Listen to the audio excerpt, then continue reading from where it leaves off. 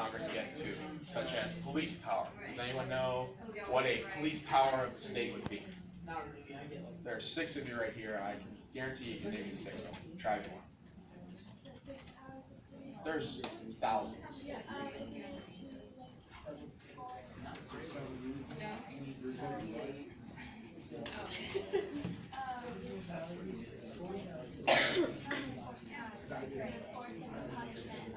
Right, perfect. Who does that? Who enforces the punishment of crime? Police, not the police. So the right to control and regulate a police force is a police power. What's another one?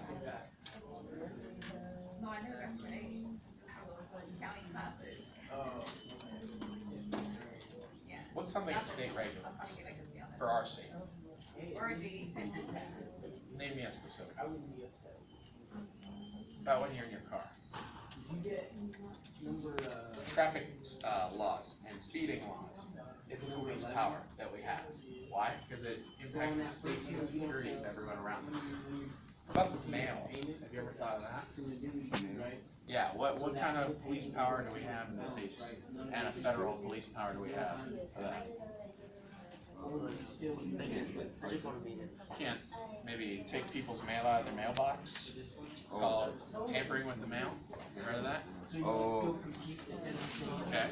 Right? Yeah. About mailing in calls to people, or calling in people and threatening like elected officials and things like that. Oh, that's bad. You can't do that, can you? No. So obviously anything that deals with intimidation of people, or regulating non-being intimidated, or keeping everyone's safety intact is going to be a police power, or something with the intent of keeping order and law around people. Okay? So very, very basic. This is pretty much, everyone remembers this rights not delegated clause in the Constitution, anything that's necessary and proper for Congress to have. Do you remember that? Okay. This is essentially the necessary and proper clause for states. Whatever we need to operate, we have the power to. Okay? So then it takes us to this thing, well, what if we have a state law on one hand dealing with this police power or something else? But on the other hand, we also have a federal law. 2. My example usually that I give is DUI. Does anyone know what the actual DUI percentage is here for blood alcohol content in the state of Arizona? 0.08. Does anyone else have any thoughts? 0?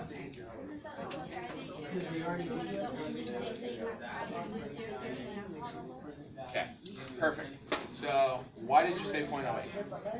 Because you're not wrong, and you're not wrong either. Yes, I mean, it was in the DUI book. So that's going to be pretty much the answer ahead of time there for us. So, what happens when we have a law that's the federal law, 0.08 across the states?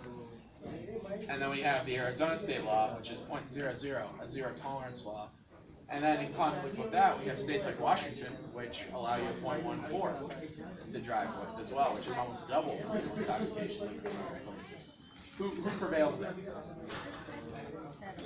Who says federal? Who says 0.08 is the standard? Who says the state prevails, and that whatever the state is, prevails?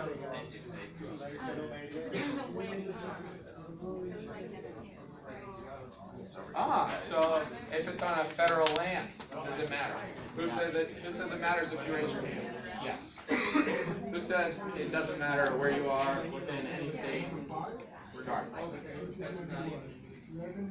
Okay, here's the tricky thing. It's kind of a little trick question, all right?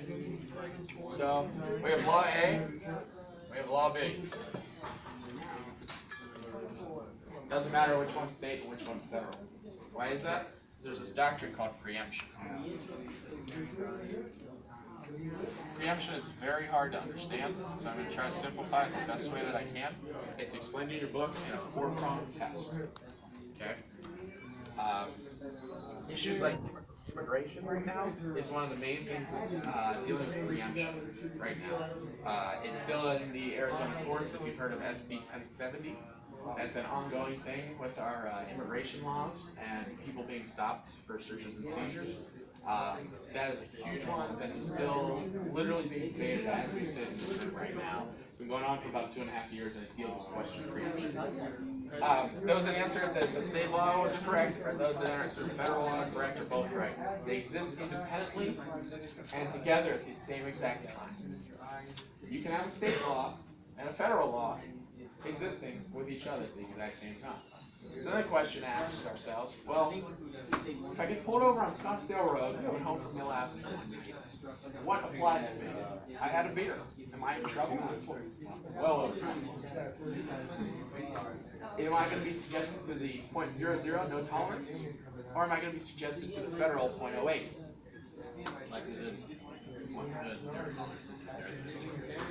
Well, herein lies that whole preemption document before us. I'm going to have everyone open up their books. Here's the 4-part test. I want everyone to take a look at it. Chapter 5. Yep, chapter 5.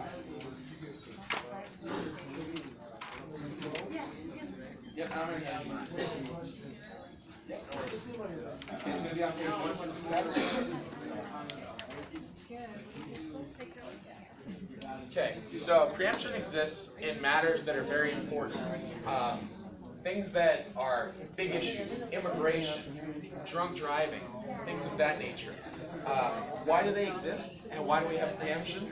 Because the federal government has laws in opposition to state laws, or both of them exist independently at the same time. So the time that we use preemption is when the federal laws can essentially better regulate or better manage that issue. Here's an example. That doesn't really make sense. There's a couple of other tests there, like is the law directly in opposition, or would it render the state law sort of obsolete? If there's a judicial history behind it or not. There's a couple of other things in there as well that are looked at, but not as important as the uniformity that we have. Who here has flown a plane before? Pretty much everyone? Who here has flown above the clouds? Like really, really high in the air. Has anyone flown on like a really small, low altitude plane, like one that goes across the country? Let's not criticize my artwork too much here, because I try really hard. It's usually not very good. Let's just pretend this is the United States very quickly. I know my artwork's pretty terrible.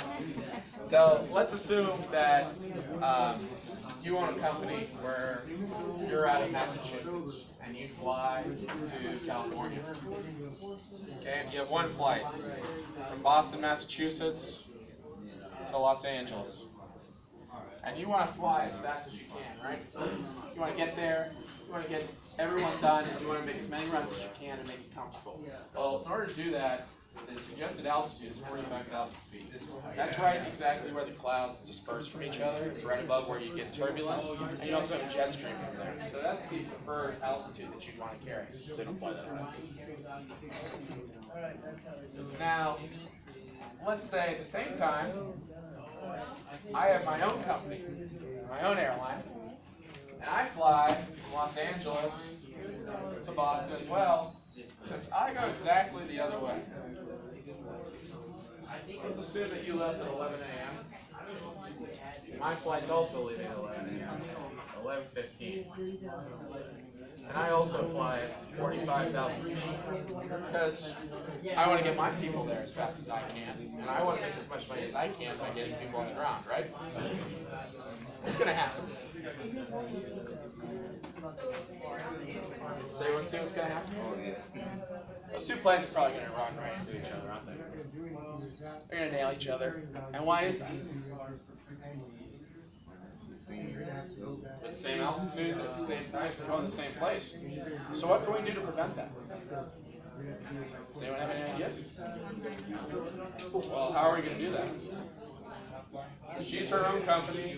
He's his own, my own company. Who's going to tell me what to do? Regulate. How are we going to regulate that? There's no laws regulating this. It's not dealing with any states. It's over top of the states, right?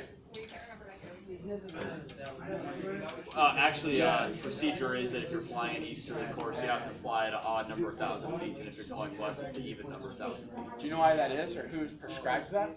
The FAA. Correct. The FAA. Federal Aviation Administration. So the FAA comes about because of issues like this, right? So what is the FAA in terms of travel here between states? A federal agency. This is a preemption on business. Why? Because the uniformity and the safety concerns and the safety standards that are prescribed here are for the betterment of everyone. Very similar to the immigration, things like that. Obviously, the government, the federal government, can better regulate transportation between all of the states, rather than the state of California and the state of Massachusetts trying to regulate each and every single flight from each and every single person that flies a plane in. It would get to be impossible. They'd have to cross-check every single flight log with every other single state to make sure that this occurrence doesn't happen. We'd essentially have bumper cars in the skies if we didn't have something like this. That's why issues like trash collection, issues like aviation, railroads, things of that nature are all preempted to provide for the safety of everyone. And we have things like the FAA that exist as a result of that. Does that make sense to everyone? That's the other really, really hard concept in this group. Everything else I think we can get through pretty well. Commercial speech and political speech. Does anyone know anything about the Nike case?